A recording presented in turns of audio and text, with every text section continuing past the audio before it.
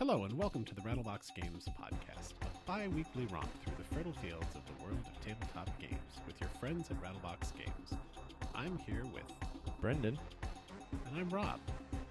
Hey, Rob. Hi, Brendan. How's it going? On today's show, we're going to talk about what we've been playing. We're going to talk about gaming and the holidays, and then we're going to make some non-gaming recommendations. If you are interested in reaching out to us, we'd love to hear from you. We're at Rattlebox Games on Twitter, and you can email us at podcast@rattleboxgames.com. That's true. How you doing? I'm pretty good. Good. We might have asked that already this episode. Well, I want to say it twice. I'm pretty good. It's winter. I love when the snow falls. I don't love shoveling it, but I like the chill in the air. It's nice. All right. You are from up north. Mm-hmm. As per usual, the first thing we're going to do, I suppose, is remember that we should have had a couple of dice on the table. And we don't. So we're going to pause the recording while I go get some dice. I can see the container that they're in from here. So let's start by talking about what we've been playing. Sure. That is the first thing we talk about. Indeed. So first thing we have to do is roll a die to figure out how long we're going to talk about what we've been playing. So here we go. This is a D6. I guess technically speaking, we don't have to do this. This is just something we do. We have to. I'm pretty sure that it was in the podcast agreement we signed with our with iTunes. Podcasting. Yes. Oh, cock die. Cock die. Rerolling. 2 minutes. All right. Well, that is going to be tight. Very tight. All brutal. Right. We'll have the time master set the clock. Just call me Doctor Who. All right, here we go. Go. All right.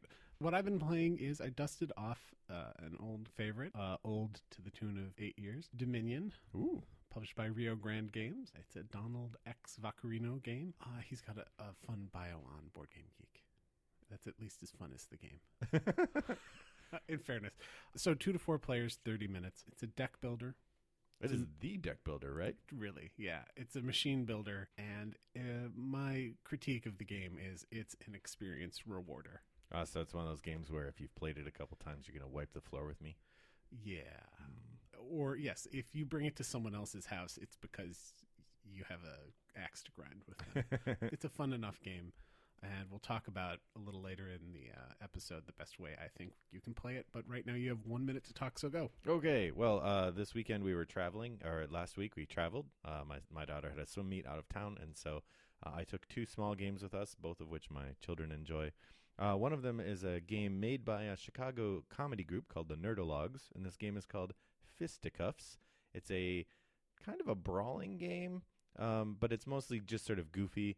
Each player takes a character aboard an airship, and you're having some sort of brawl, and they're all like goofy characters like an automaton or a gorilla or an animated Statue of Liberty. And basically you're just throwing cards and punching each other. It's very silly, but the children like it a lot. And then the other game that I've gotten to try is called Tides of Madness. It's a two-player drafting game. That's pretty simple. It's all about just picking combos and trying not to take so many cards that you go mad. And it's sort of an upgrade from Tides of Time, which was a big one last year. All right. Both quite enjoyable. All right. Boop. And that puts us right at 2 minutes. After we talk about what we've been playing, we then give a rating, and we usually do that. It's a D20 worth of rating. Mm-hmm. For Dominion, that's really tricky. I should have actually thought of this before right now. You got to go from the gut. It's like you're rolling it. All right. It's hard for these games that have that have the weight of history behind them. If I was going to play this with you, have you ever played it? No, I haven't. It's like a 10. Yeah. But if I was playing it the way I did play it, mm-hmm. Which was with people who have played before? We'll get to that later in the episode. Ooh, okay. You got to keep listening, people. 14 maybe. Oh, good.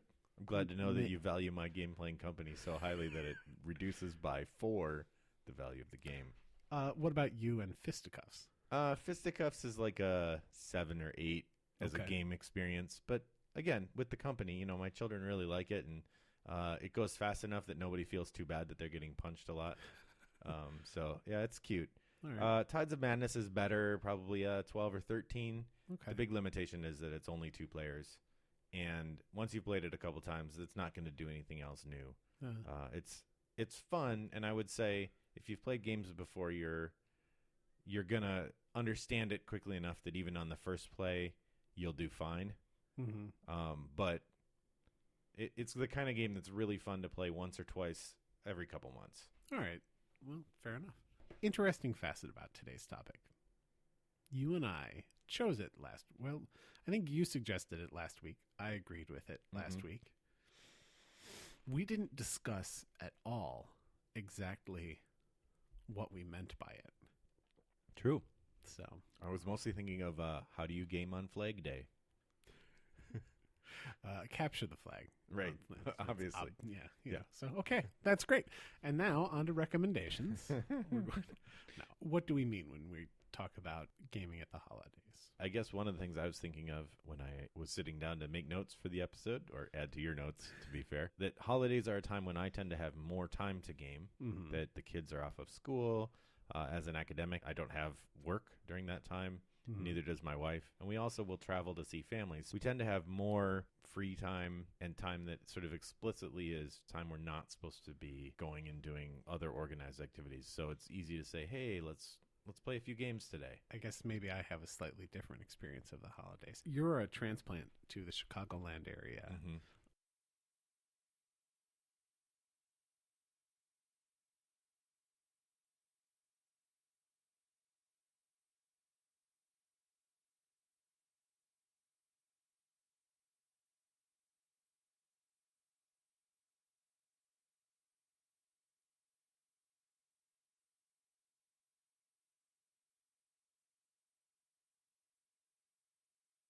My family's all here. Sure.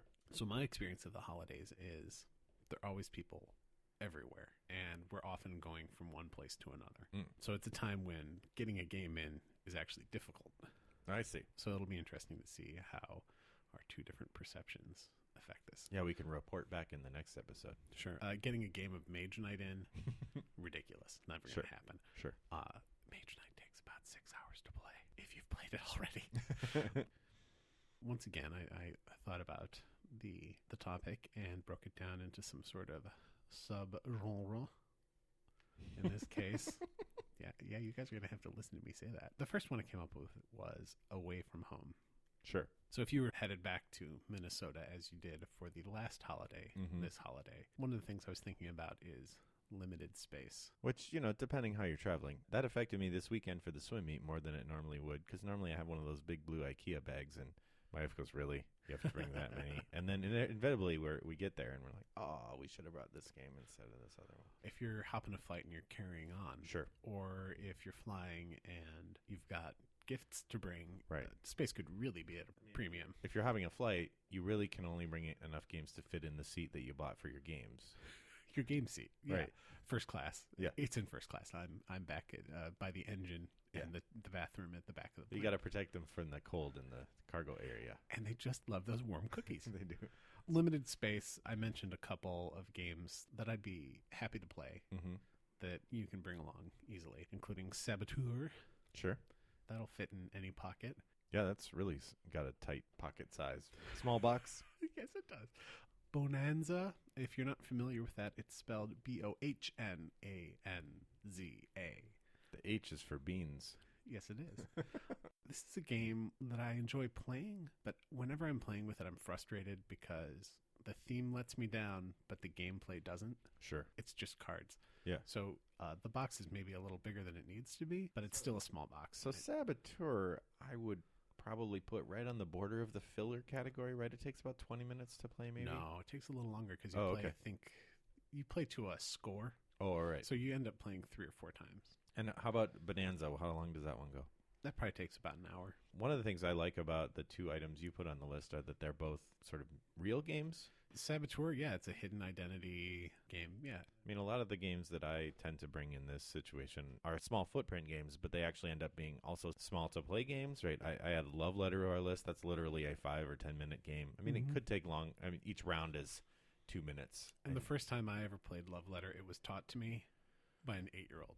Right. So it is an understandable game. Sometimes I'll bring Guillotine is a good one. Yes. That one takes a little bit longer, but the filler games tend to have that smaller size, so those are often the ones I grab. The two I mentioned during the What Have You Been Playing, I would call both of those filler games. Sure. One small box game that I like to bring that does take longer and actually is pretty complex, I would call it a sort of full-on gamer game, is Vault Wars, which is a game from the designer of Dead of Winter, Jonathan Gilmour. The premise is it's a fantasy game built around the idea of like the storage wars. Mm-hmm. You know, when the heroes go adventuring and they don't come back, what happens to their vault full of gold?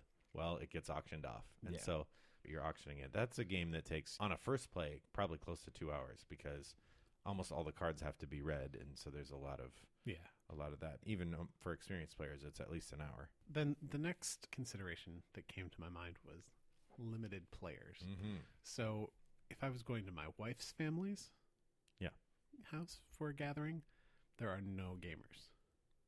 Sure. Except the ones that I bring, and that is my 2 children. And they probably have other people their size that they want to hang out with. Totally. There are cousins that are much more interesting than any old dad floating around. Mm-hmm. So I made a list of some games that are predominantly games that can be played solo, although we've got a couple of full solo games on there. At least one. Forbidden Island and Forbidden Desert. Yeah. Those are both pretty small, and you can play them one player. And you could probably rope people in who don't play games to join you for those. Yeah. Forbidden Island particularly. Exactly. Forbidden Desert, my friend Scott, who is in charge of the board game show Empire up in Madison, Wisconsin. His wife, Forbidden Desert, is one of her favorite games, and she is a knowledgeable gamer. Nice. There's more going on there. That's a game that I find you lose more than Forbidden Island. Yeah, can't let that storm get out of control. I'm not the right person to talk to about that. I lose that game all the time. Castle Panic, if you have it, you can bring it. I have to admit, that leaves me a little cold. Yeah, I have chilled on it the last year or two as well. When we first got it, we played the heck out of it, and I can't. I maybe lost 1 or 2 games ever. It feels a little like an activity to me, less than a game. Yeah. Although it's a full co-op, and once again, it's something that you could get inexperienced gamers in on pretty quickly. Mm-hmm. The legendary games. These are great. This is right up Brendan's alley. Oh, yeah. I put this on the list, but I put it on the list because I knew he'd be able to talk to them. So these are made by Upper Deck, and they take place in a bunch of worlds. Alien, Firefly, Marvel, Big Trouble in Little China, Predator. Do you want to talk a little about them? Sure. They're deck builders at heart, so they're actually pretty similar to Dominion in a lot of ways, except instead of trying to get victory points, you're trying to get sort of punching power, I guess, or claw marks to attack villains. The Legendary Marvel game is really pretty simple, and if you pick some of the easier villains like Red Skull, it's hard to not lose. So it's hard to not win. It's good for sort of teaching somebody the basics of how one of those games would work. Then you can pick some of the harder villains if you want to have a bit more challenge. I think the Legendary Marvel game, which includes whole bunches of expansions. I only have one of them myself, but the Big Trouble in Little China is actually an expansion for Legendary Marvel. It's not a standalone game. I think they have an expansion for Buffy coming out next year that's the same way. And I have to say, hearing the news that it's not going to be a Legendary Encounters, which is the standalone ones, I'm really disappointed. I think Buffy... So Buffy fighting the Red Skull? It's going to be a Legendary game, so you have to have Legendary Marvel, and then you could just play it with the Buffy expansion. The way we have the Guardians of the Galaxy expansion, and you could just play with the Guardians of the Galaxy characters and the villain and not use any of the other Marvel characters. But really the fun thing is having Iron Man team up with Groot. Yes.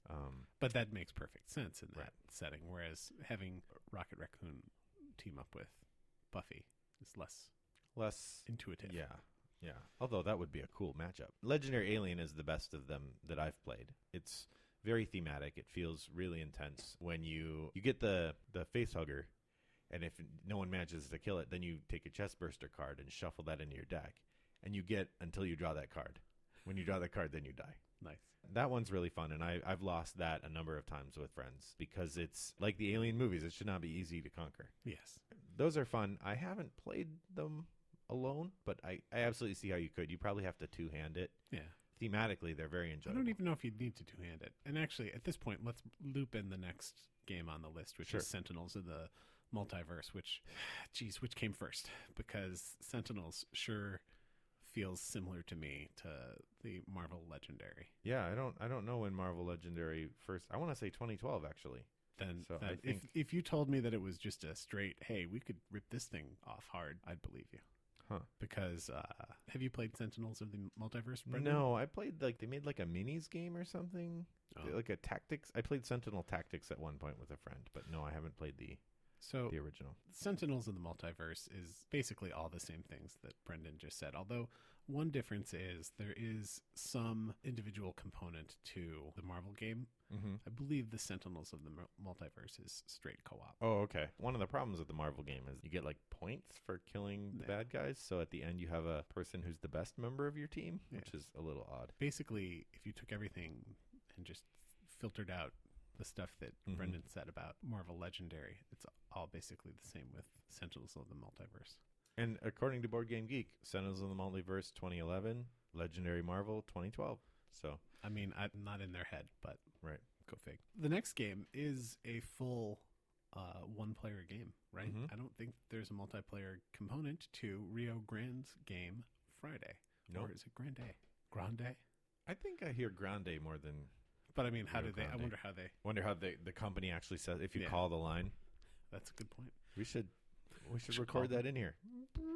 Rio Grande Games. We have the technology. Hello, and thank you for calling Rio Grande Games. We're sorry we cannot take your call at this time. I guess that's settled. I guess it is. Rio Grande Games. There we go. By the way, that took more doing than you'd suspect. No, it didn't. I just listened. It's instantaneous. Oh, true enough. True enough. I always thought it was weird that you had that in your speed dial. Maybe I will now. Friday is a one-player game. And is it something that you own? I do have a copy. So Brendan is our resident single-player game expert. He's got a daughter who does a lot of swimming practice, which leaves him sitting at poolside. Or at the cafe next door to the pool, mostly. Better Wi-Fi? Actually, yeah. They have Wi-Fi and a table. Sitting at the poolside. The worst part is there's no table. Yeah. It's hard to solo game without a table. So tell us what you think about Friday. Friday's really neat. It's just a single deck of cards, and you have a couple different kinds of cards that you get to draw. And basically your goal is to survive the perils of the island. And when we say Friday, we're referring to His Man Friday. Right. Yeah, it's a Robinson Crusoe themed game. And actually you play Friday, the islander who helps the stupid, bewildered European try to survive. And he appears in the cards as this kind of doofy guy with no sense of what's going on. And basically as the game goes along, you sort of discard cards to defeat challenges, or you take the penalty from the card if you can't defeat it, and you kind of cycle through the deck a couple times. And your goal is each time you defeat a card, then that card sort of turns around and becomes a bonus that helps you as you go along. Nice. It's actually really challenging. The first couple times I played, I won, and I was like, wow, I'm doing great. And then I realized I was fundamentally missing a really important rule, and it made it a lot harder. So I have won a few times on easy, and I've gotten to the point now I really should be playing on medium all the time. Yeah. But I don't win on medium very often. So I still play on easy sometimes just to keep. And I've played one or two games on hard, but I barely get past the first of the 3 levels when I'm playing on hard. I think we've probably talked enough about those. Let's just mention the other games that we have in this list of solo games. Sure. Unless there's anything that really stands out. I think the others are actually pretty well known as well, so just a nod to them. Onirim is a game about navigating nightmares. It's also mostly solo play, although you can play 2-player. I'm a big fan of Elder Sign, which is a dice game from Fantasy Flight. Yeah, but we talked about that a lot last week, so you guys all are completely conversant. The Lord of the Rings living card game is also pretty fun. In that one, you play a group of the adventurers trying to put the ring in the mountain. And I've played that solo and also 1 player pretending to be 2 players. And I find it's far more fun pretending to be 2 players. It's just there can be moments in the card draw that are really unforgiving. And if you only have 3 heroes to deal with them, you can very quickly fall into an abyss. The next category I have is so when it's just me. Sure. And my in-laws don't live far away. But if I am alone in the corner, probably crying, I might retreat to the safety of my handheld device. okay. My phone. Yeah. My personal handheld telephone device is one that operates on the iOS platform. Do you ever play games on the phone? I play a number of sort of phone games on my phone, more video game Sure. games. I played a couple board game ones on my phone, and we have some. I use Android devices, and we have a couple board game apps on our family tablets that I've used occasionally. Okay. But generally, if I'm on my phone playing a game, I'm usually more playing a phone app game rather than a board game app. Fair enough. The ones that I'm most likely to play Mm-hmm. are Dominion. Oh, sure. That's how I was playing that. Now, when you're playing these, are you playing them networked against other players? Generally not. Okay. Generally, I'm playing them against the device. So with each of these, I'd be interested to hear how is the device as an opponent? Generally speaking, you can switch the difficulty of the device. Sure. Eventually, Dominion develops the same problem. I'm better than the computer, Uh-huh. but the computer is, if nothing else, very fast. Sure. So you can enjoy the activity. Yeah, and to the extent that if luck is against you in a game, you don't have to feel bad about just ending that game, Sure. which you play mind to mind against real people when you're playing Netrunner on the computer. Yeah.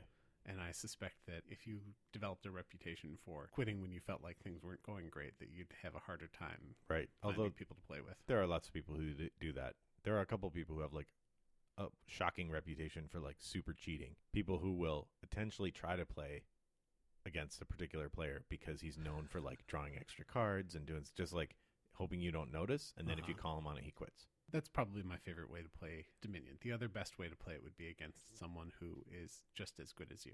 Mm. It's less fun to play against people who aren't as good as you. It's less fun to play against people who are better than you.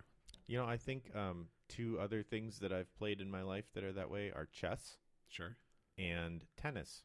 Fair enough. Tennis is a game that really benefits from an even matchup Yeah. and really sucks if it's not even. Sometimes I play games on the phone to learn them. Uh-huh. So I actually have Galaxy Trucker Oh, on nice. the phone. I have Agricola, which is that's how I learned how to play Agricola, and it's certainly they're always cheaper Mm-hmm. than buying the full version. For sure. I also have Lords of Waterdeep on the phone, which is not a bad version of that. That's one of your favorites face-to-face, too. Mm-hmm. Yeah, and then Carcassonne Mm-hmm. have that, which that actually, if that were developed as an app.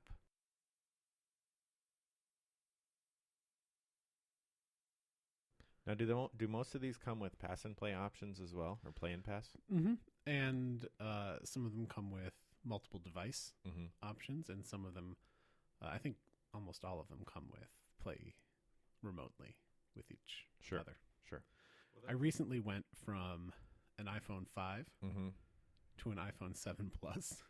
The world has opened up to me Yeah. in playing board games on my phone. You know, I do have a couple board game apps, mostly that I've gotten as part of the Humble Bundle. Mhm. If you're familiar with that occasional software purchasing ability. I do have Ticket to Ride, and I have Small World and Catan, which I don't play that often. But I have Elder Sign, which I Mhm. went and just bought from the Google Play Store, and that one's really fun. That's a good solo. Nice. Maybe I'll take a look at that. I've never played that game.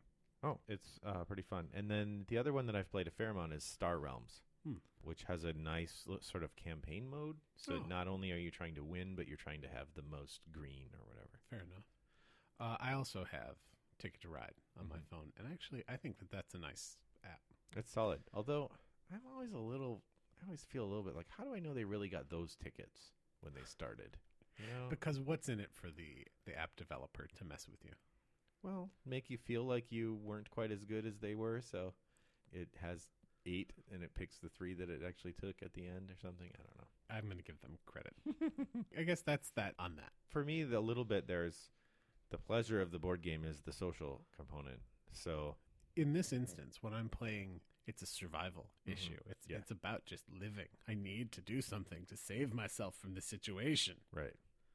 I So- find that's best to do when grandma's trying to talk to you and dinner's on the table. Just bust out the phone and, sorry, Grandma, I got to defeat Azazoth or he'll destroy the world.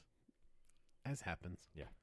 I have to say, I'm excited to know that you have the Agricola iOS app because I don't think I've brought Agricola for us to play face-to-face, in part because I have experience teaching games to you where invariably halfway through the game, I'll remember some rule I forgot. Like, oh yeah, you can't do that. And you had built your strategy around it. I've done that on more than one occasion to the point that it's become kind of a running joke. And Agricola is not a forgiving game. No, it's and not. it's not. It's definitely you have to have played this a few times before you're decent at it kind of game.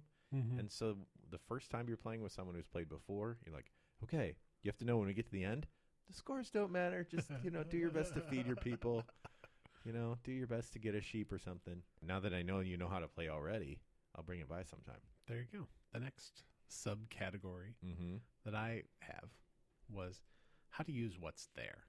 So if retreating into your phone is going to be a noticeable faux pas, if bringing a giant bag is not encouraged, right? Or if you just didn't realize that there was going to be an opportunity to game, yeah, that one develops. A lot of grandmas tend to have closets with board games in them. They do. And then I guess the question is, what's the best mainstream game to play in a pinch? Sure. The best mainstream game. So let's Okay. answer that question first. Sure. Yeah, you go and you see a closet full of games you could have bought at Target. I was going to say the Walmart Target game aisle 12 years ago. Yeah, without the hobbies at all. Scrabble is always fun. Yeah, I mean, I understand. I don't mind playing Scrabble. I like to make people feel good, and I can't spell well, so it makes them feel good. Yahtzee? I used to like Yahtzee a lot when I was a kid. There might be a nostalgia to it. And I could say like, haha, I knocked your building over. It's like Yahtzee, King of Tokyo. Nice. How about you? I've certainly played enough games of Risk. I think I'd be willing to play Risk just for the nostalgia value. Sure. It's certainly not something I'd play if I was sitting down with my gamers at the game night. So it could be interesting to see how it stacks up. Yeah. Holds up over time. Yeah, to sort of return to those games that you played a lot when you were younger. Mm-hmm. My personal inclination would be to play the oldest, weirdest game. For sure. When we were kids at my grandmother's house, we'd be there every Christmas Eve and every Thanksgiving. There was a lot of downtime, and there were a lot of cousins. And they had a copy of the Price is Right board game from, I'm guessing, the 60s? Which is, doubly great because it's not only got some nostalgia or some camp fun, but it also, the prices are inscrutable. Well, yes. How much for this can of cream of shrimp soup? That's a thing? And how much was it 20 years ago? Well, 12 cents. Is that good price? So it was just fun to laugh at. Yeah, that's great. Old-timey people are funny. Yeah, when we visit my wife's parents' house, they have a few board games stuck up in a closet that are all... I mean, I imagine most of the games got dumped when they moved, so there's just a few left, but it's just a weird collection of trivia games. And the one that we always bring out, just because it's got the table fun, is 13 Dead End Drive. And I know it's still a game they sell, but the one they have, was new when my wife was a child, and so it's sort of funny to watch the pieces fall over. But, hearing you tell your tale about Grandma J's Price is Right. Grandma Jones, sorry. That's okay. I was reminded of something. There's a segment in one of the Dice Tower shows with this guy named Astroval Cifuentes, and he plays old board games. And one day, for the board game he was featuring, he featured a game called the Bermuda Triangle. And I had a shock of memory from being like 7, being at my dad's mother's house. And she was sort of a hoarder, and she had just tons of stuff everywhere. And I found a board game like in the bottom of a closet, and I pulled it out, and it was this game called Bermuda Triangle, and there were no rules. And I got it out, and I set it up and tried to figure out what it was. And you would sail these ships around, and there was a storm that knocked your ships around, and I couldn't figure out what the cards were for. I remember spending a whole afternoon messing around with this board game that I did not know how to play. I didn't have anyone to play with, but it was just so delightfully weird. Have you gone and bought any weird old board games yourself? Yeah, I've been thinking about doing a sub show just about that. I've got one ready to go. Oh. It's a Ravensburger game called Eureka. Oh, cool. So about Greek baths? Yes. Actually, it's set in the sort of old Western. In the Old West. The Old West. It's about a crumbling discount hotel. It's the one over by Old Highway 6. Yeah. No. A mama's boy runs it. It takes place in the gold rush in the West. That occurs to me. Someone should retheme the Bloody Inn to be Psycho. Yeah. It occurs to me we should retheme Bonanza to be not beans. So yes, oldest and weirdest. That's where we were. Nice. Then under using what you've got at your fingertips, Mm-hmm. most houses, sorry to keep bringing up my in-laws, they're lovely people and we get along great and they're super. They don't like board games at all. Well, To the point where I don't believe they have a deck of cards. wow. They don't have any games at all. I think it's a safe guess that most houses have one or two decks of cards floating around. Sure. So I listed some games that I like to play with cards. Mm-hmm. I think a game that you can usually probably get a bunch of people playing Texas Hold'em poker. Sure. I don't know if you've heard of it. People are pretty happy with it. Uh-huh. I mean, the downside to playing that with, like, family or something is then you either have to have, like, betting simulacrum or real money, but do you want to Yeah. do that with kids? Yeah, so. Food Oh, yeah, you could bet Candy. dinner. or candy. Oh, sorry, Timmy. You went all in and lost. No dinner for you. Or better, no pie. There you go. You only get Brussels sprouts. I guess a game that you don't have to bet in. That's not terribly difficult to learn if someone knows how to play euchre. Mm-hmm. That's a good one. Back up to the solo games, of course, solitaire. Although I feel like if you're playing solitaire, that's almost aggressive, right? Yeah. More so than even using your phone. It's Right. like, I'm going to take up table space Yeah. to not talk to you people. For sure. You know, we've had a lot of luck with hearts in my family. That one's fairly easy to learn, and you can play 8 people with it or something. Our family's game is Canasta. I don't know that one. I mean, I've heard of it, but it's one of those games they mentioned in Prairie Home Companion. Sure. It was huge. It was bigger than Bridge in its day. Mm. It's fun. It's got a press your luck component. It's got teams, Sure. and it's got a whole bunch of rules, which Is it's it- one of the things that got me to be a lover of rules. Is it a 4-player? Or You can actually go to 6. Okay. So 2 to 6. Theoretically, you could go to 8, but just don't play Right. 2 games. it's too many. I'd like to throw my personal endorsement for a trick-taking game called Blackout. I don't know that one. It is a nice little game. In Blackout, you start by dealing 1 card to everyone at the table. Yeah. And say if we had 4 people playing, Mm-hmm. each person would get 1 card, and then we'd turn the 5th card over, and whatever suit that is trump. Okay. And then you bid, and you bid how many tricks you think you're going to take. So in this case, 1 you'd or either 0. bid 1 or 0. Yeah. There's a scorekeeper who keeps track of the bids, lets you know if you're over, under, or even. Mhm. And depending on how you do with your bid and what your bid was, you'll score different numbers of points. And as each hand goes, you get 1 more card. So the second hand is 2 cards until there aren't enough cards. That's, yeah.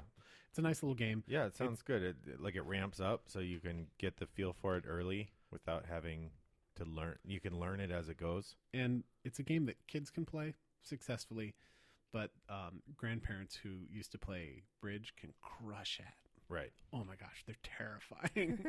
I actually have a scorecard for that and the rules for it. And check our show notes at rattleboxgames.com, and we'll link to my documents. Yep. A printable score sheet and the rules for Blackout. I like that game. Do you have anything to say about cards besides Heart? No, I do recall spending a lot of time playing poker. Also, depending on the age of the people you're with and how many decks of your cards you have, you can have a lot of fun building card houses. Sure.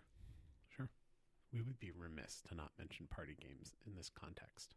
Indeed. I think if you're at the kind of gathering you were talking about, your best odds of getting a game going are to try to get people to play a party game. Yeah. So I have broken party games down completely arbitrarily Mm-hmm. into 2 broad subjects, the safe and the not safe. Sure.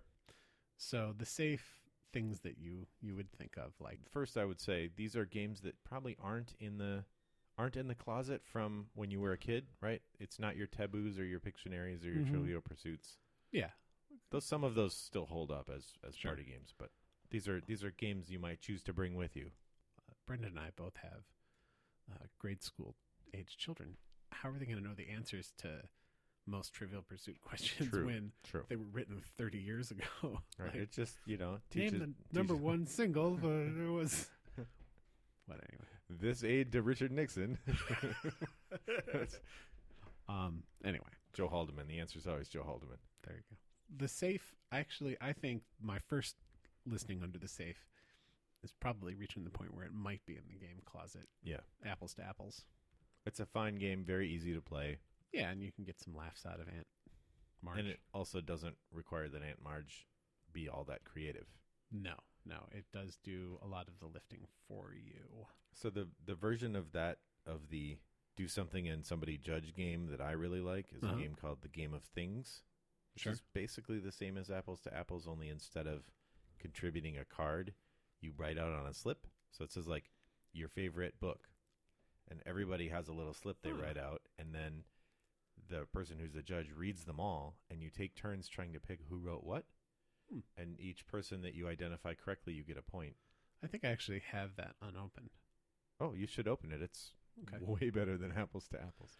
Well, that's not a huge hurdle to clear. A game that I do like, you know, I wouldn't want to play it all night, but Snake Oil is one that I've played successfully with my kids and friends and whatnot. So I've heard of this game a lot, but I've not actually played it. What's the deal? So in Snake Oil, you take turns. It's one of these voting games, and one person assumes the role of a client. Okay. And that comes, so maybe school marm. And is that something the player makes up? No, it's on the card. Oh, okay. So you're a school marm, and then everyone else is trying to sell a product to the school marm, and the person who she chooses wins. The thing is, they have to make the product using cards that they have in hand. Okay. So you could end up in a position where the best thing that you can think of to sell to a school marm is maybe a fuzzy machine gun. Got it. So the cards, you know, you have a card that says fuzzy, you have a card that says machine gun. You have to choose two. Got it. Put them together, and then you have a certain amount of time to make your pitch. Okay. And the buyer chooses the product they like best. That, like the Game of Things, those are both games that really rely on people who can be outgoing and sort of creative.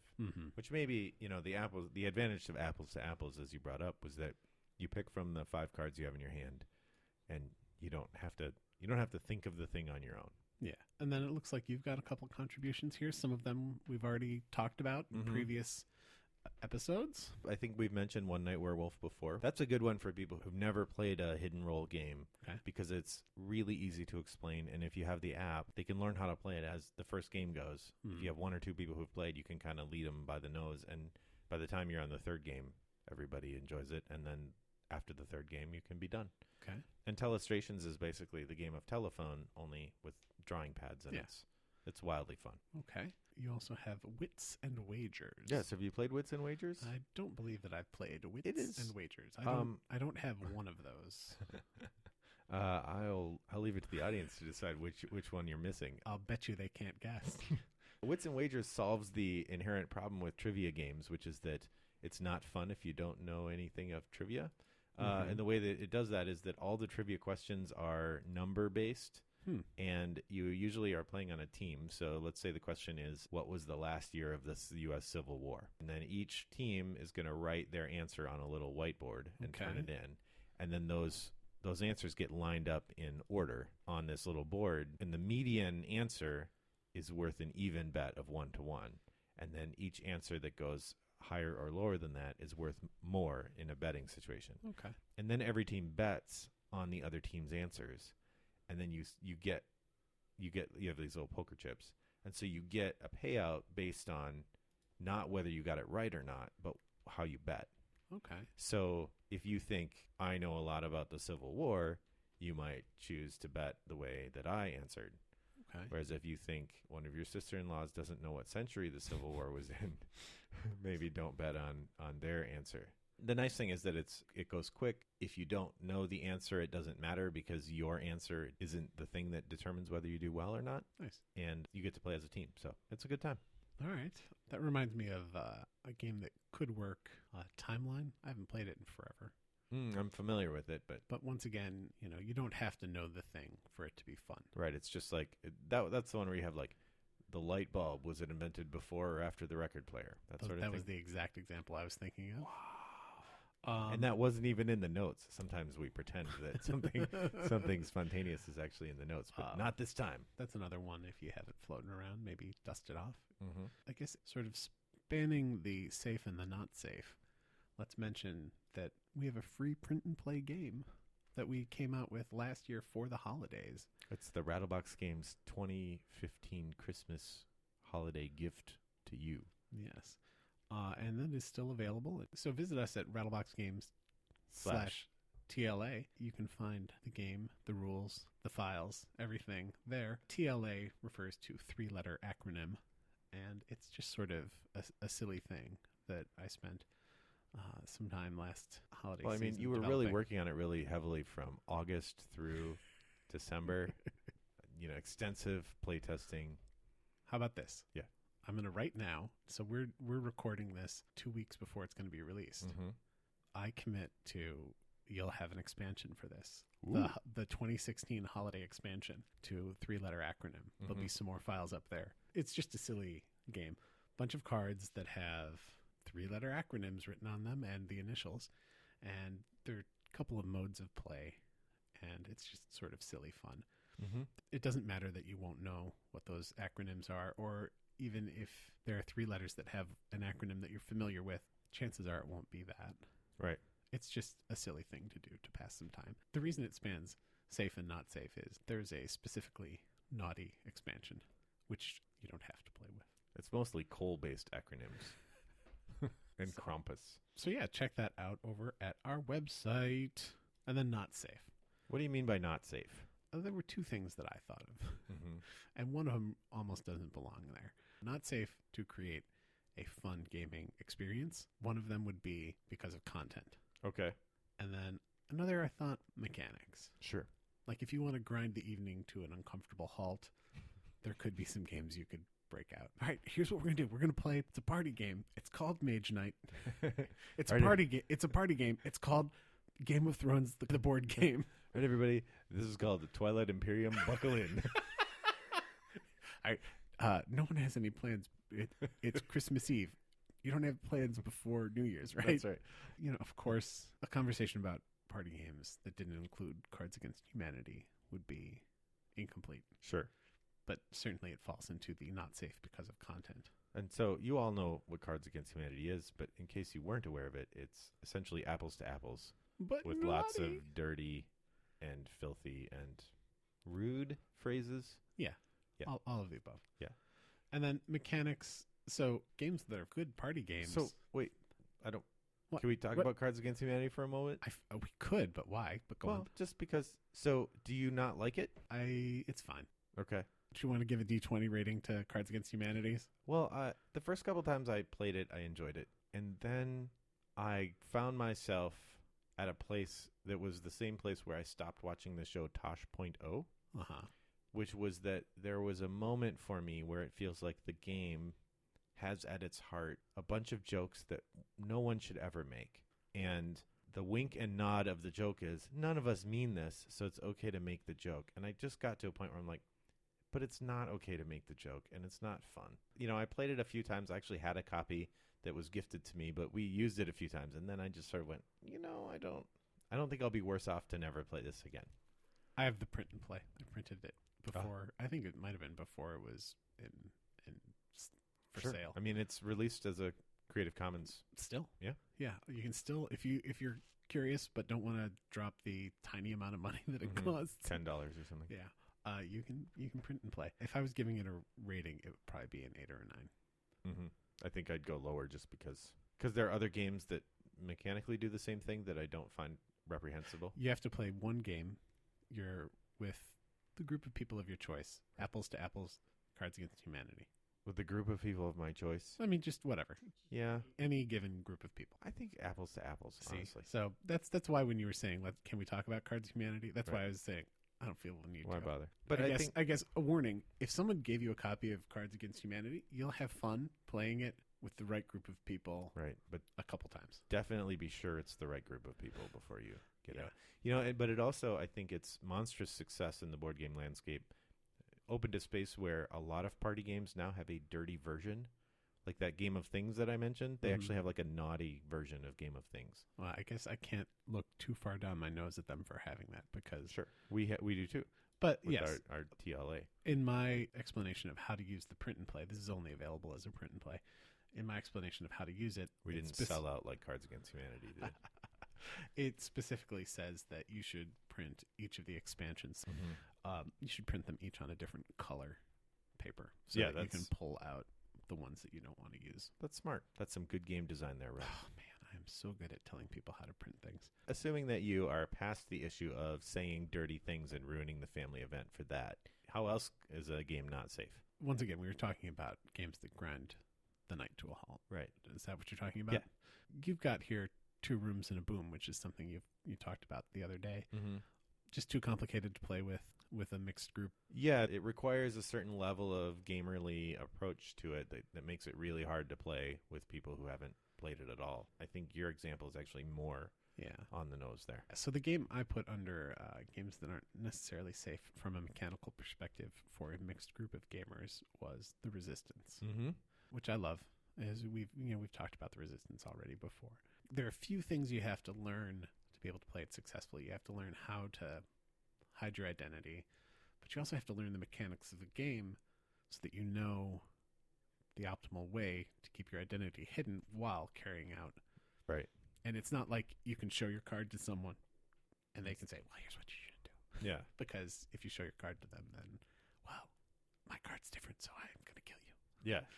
Well, and I think that The Resistance is really fun because it solves some of the problems that other hidden identity games have, especially the getting Werewolf. kicked out of the game right away. Yeah. But the double layer voting thing is really hard for new players to get. I've used The Resistance in class before, and I usually make the students watch a video about how to play it. Actually, I have them Sure. watch Tabletop Mm-hmm. before they come in so they can understand the game. Yeah, Sure. because it's got a lot. There's a lot going on. I'd put that in that category and not be concerned about putting it there. And I think that The Resistance also does have some interpersonal dynamics that can be pretty volatile. Yeah. I've certainly been in almost shouting matches playing it, and usually it's in good fun. But if your family events are not peaceable and friendly, if they get kind of tense or something, The Resistance might exacerbate that in a way that Sure.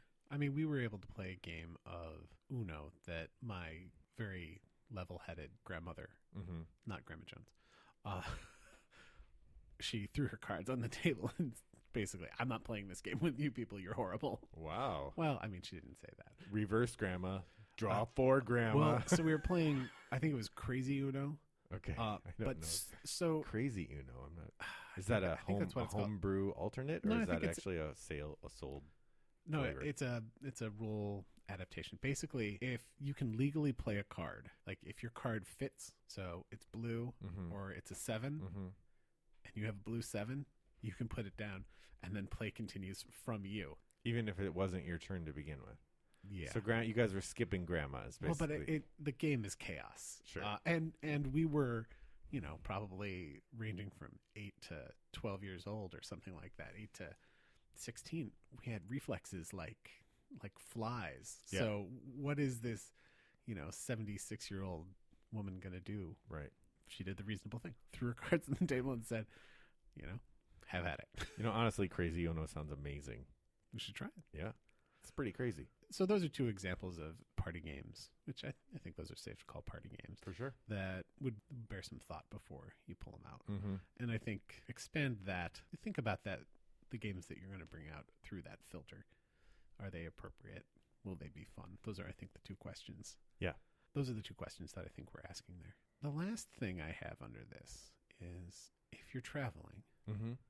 and this is sort of tangential. Okay. Yeah. It's about tangerines. This is Tangelo. So this might be taking things a little far afield from the actual topic. But if you're traveling for the holidays and Mhm. you're a gamer, chances are someone's going to give you a game. Oh, we can hope. Well, I don't know what your Amazon wish lists look like, but there are games on mine. And I try to keep, by the way, pro Mhm. tip, guys, keep a variety of prices there. Mm-hmm. $10 up to $60. Yep. I also keep a parallel list at Miniature Market Mm-hmm. because sometimes Amazon's not the cheapest. The people who are buying me presents are all looking at Amazon. So Yeah, the other yeah. lists are for me. Well, in our family, we usually do a unified list issue where someone will give the list to, in my case, I give it to my wife, and then my Mhm. wife parcels out the pieces of the list to other people who might get me gifts so that we don't get like 5 copies of Ticket to Ride Europe. Another thing about Amazon wish lists is you can put broad categories like I'd like green shoes. Right. You can also put links to other sites in there in your Amazon wish list. Oh, I did not know that.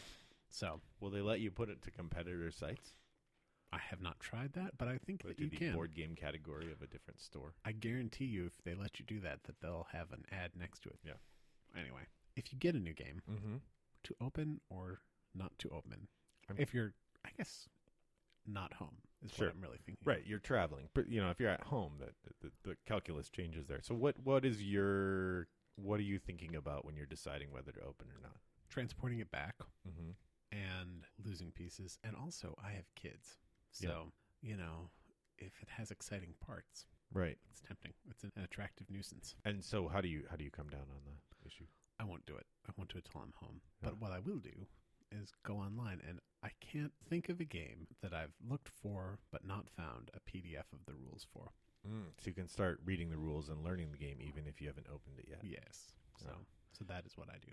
So I'm lucky if I'm not punching the components by the time it's my time to open my next gift. Yeah, I'm the other way. I will, if need be, I'll go download a PDF, but I'd much rather open up the game, get out the rule book that night in bed instead of reading my novel. I'll read the rules to that new game I got. If I can figure out a way to get it played while we're still at the place where I got it, I'll do that.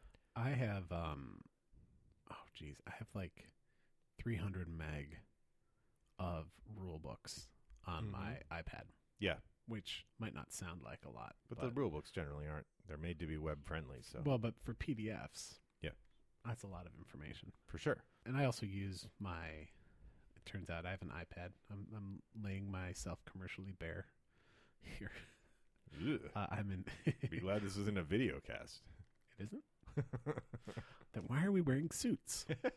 I keep quite a few rule books there, and I will often use them during gameplay too. Sure. On the iPad. Yeah, I understand that. I just I like to get the components punched and put into bags and sorted and check out the cards and To each his own. yep. Well, I think we should probably call that a discussion of games at the holidays. I hope that you guys have a nice holiday. You too. 2 of them. But I'm not just talking to you. I'm talking to them too. Oh. You well, too. I want you them. Too. I You're want not? them to have a nice holiday too. Yeah. Yeah. That's true. All our listeners. It'd be great to get a little bit about like what games did we miss? What are the games you travel with? Or For sure. Reach out and let us know what games you played, how it Mhm. went. Let us know what games you got, how you feel about them. Let us know whatever. Sure. And as we mentioned, at Rattlebox Games on Twitter, podcast at Rattlebox Games. We're on Facebook, whatever. You'll or find if you're on Board Game Geek, the podcasts all have their own forums now. Mhm. So I've been haunting the forums by myself, like the ghost in Mysterium, rattling around waiting for someone to show up. So we've had a couple contacts on Board Game Geek. Sure. Now. So, Sure. So if so you're out be there, a couple more. if you're one of those contacts, thanks for listening. Totally. Thanks for listening. If you're not, thanks for listening also. That too. And if you don't know what Board Game Geek is, go there, and that'll keep you busy through the holidays. Yeah, it's a great website. So yeah, I think that's that conversation. Shall we go to our next step in the program? Absolutely. Recommendations. I'm going to roll this time because you keep rolling 4s. Yeah. Although you just rolled a 2. Right. On the D6, I'm less consistent. So what we're going to do is we're going to make some recommendations for things that we think you might enjoy. And we do this from outside of the world of tabletop games. So let's see. 3. Ooh, 3 minutes. All right, here we go. All right. The first thing I'd like to recommend is a show that I was aware of as it was about to come out, Mhm. and then it came out, and I didn't watch it. So it was nice. I was able to do a little binge of it. Uh-huh. 30-minute comedy sitcom called People of Earth. Ooh. It's on TBS. It stars Wyatt Cenac, which you might know from The Daily Show. Mm-hmm. He's also got some fun stand-up, if you're a fan of that. Mm-hmm. And then the second male lead is an actor named Luca Jones, which Okay. took me a second to realize he was from a short-lived show called Best Friends Forever from back in 2012, Huh. which starred Lennon Parnham and Jessica St. Clair, who are a couple of comedians who I wish well. Okay. I enjoy their output. And actually, they've got a new show now, Playing House. It's called Playing House. Go check that out. Nice. This is getting pretty deep in this. Also, we have Oscar Nunez, who you'll recognize From The Office? from The Office, and Anna Gasteyer from Saturday Night Live. And it's a nice little show. It's about, I haven't said a thing about what it's about. It's about a support group for people who've been abducted by aliens. Oh, nice. The thing is, they've really been abducted by aliens. That, and then a quick throw in a word for an app called Space Team. Uh-huh. Download it, play it, free, fun thing to do together with people. Oh, so it's an app that you play, but with people rather than by yourself. Yep. Nice. I'll have to check that out. So two things I'd like to recommend. The first is a BBC. Ricka. Yeah. Or it's a Netflix. I think it's a Netflix original, or it's a BBC series that's now streaming on Netflix called The Detectorists. And this is about I like that show. a couple people who have metal detectors, and they go around trying to find stuff in fields. And the two main stars are Mackenzie Crook, who you may recognize as Gareth from the British Office. He's also in the movie The Pirates of the Caribbean as the pirate who loses his eyeball and goes chasing it around. And then Toby Jones, who is one of those character actors that shows up everywhere. But I think he's most memorable in recent times as the evil Nazi genius from the Captain America movies who ends up in the computer. Yeah. Named Arnim Zola. So Also, that guy. yeah, he's that guy. The other thing I'd like to recommend, and we'll put a link to this in the show notes, is a mashup artist named DJ BC has for several years now coordinated and curated a collection of holiday mashups that are just Christmas songs mashed up. And my favorite one is a mashup of Here Comes Santa Claus and AC/DC's Back in Black. Excellent. All right. Well, there is our 3 minutes, and there are our 4 recommendations. And I think that brings us to the end.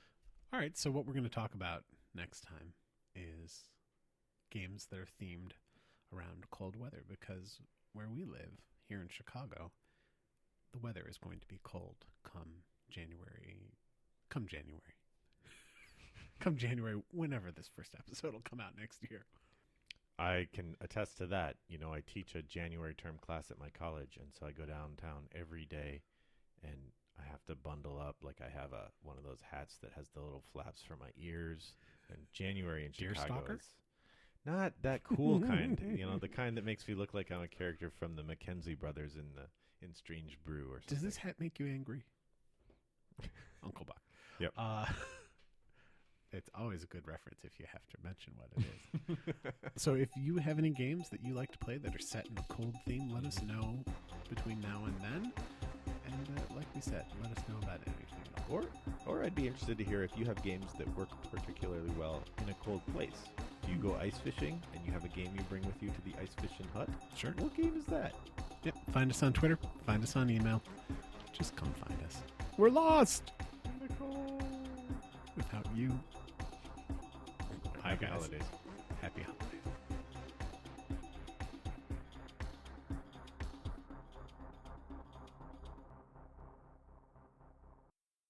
Brought to you by Rattlebox Games.